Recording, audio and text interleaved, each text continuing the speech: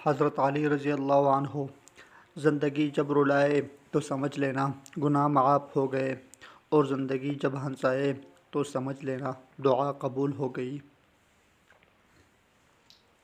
نبی کریم صلی اللہ علیہ وسلم نے ارشاد فرمایا: جس نے دنیا میں کسی مسلمان کے عیب کی پردہ پوشی کی، اللہ تعالیٰ دنیا اور آخرت میں اس کے عیب کی پردہ پوشی کرے گا۔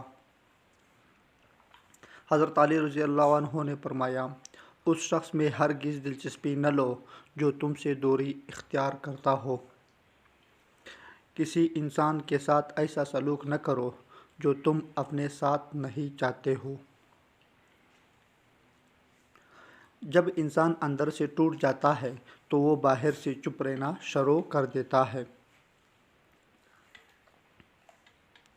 کچھ غم مسکراہٹ کو ہی نہیں، انسان کو بھی کہا جاتا ہے۔